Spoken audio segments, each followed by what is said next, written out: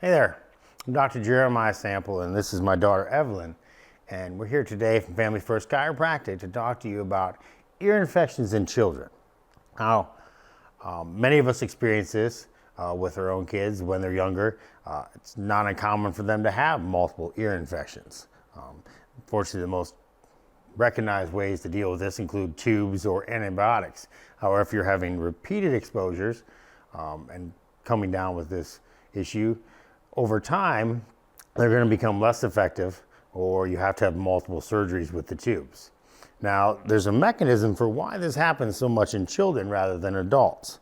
So as Evelyn turns her head slightly, thank you, there's a tube called an Eustachian tube that connects the nasal to the inner ear, and it drains down the back of the throat. Now, as adults, as our skull grows, it points much more down towards the nasal and makes it easier to drain. Now, as children, it's much more horizontal. So then the nasal, instead of draining down the back of the throat like it should or through the sinuses, tends to clog up into the ear. Now, as chiropractors, the first thing that we look for is there a subluxation or misalignment of one of the upper cervical bones that would cause this blockage of the drainage to occur and making it more likely for them to have an infection in the ear. Turn this way. So what we do is we check for subluxation, utilizing our scope to see if we have areas of inflammation, and Evelyn is showing in her upper cervical inflammation or a hot spot.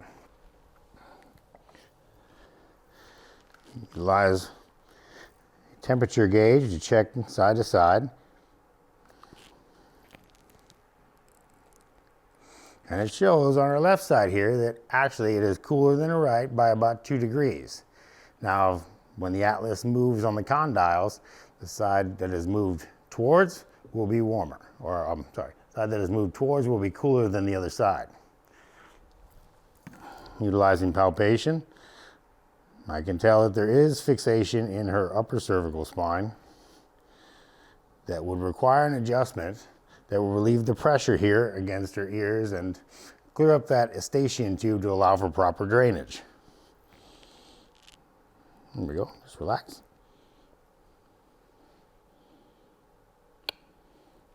Okay, an adjustment simple as that can unblock the tube, allow for more drainage, and help eliminate ear infections in your children. A simple at-home exercise as well that you can utilize for yourself is by taking the thumb along the back of the ear until it meets the jaw. Once you get to here, what you're going to do is draw it straight down towards the collarbone. Can you feel that drain, that motion? All right, child can even do that themselves with light pressure behind the ear till you get to the jawline, then straight down towards the collarbone.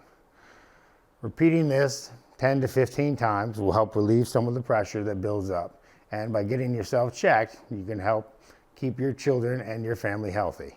If you have questions about ear infections in your family or with a loved one or someone you know, please leave a comment below and we will get back to you.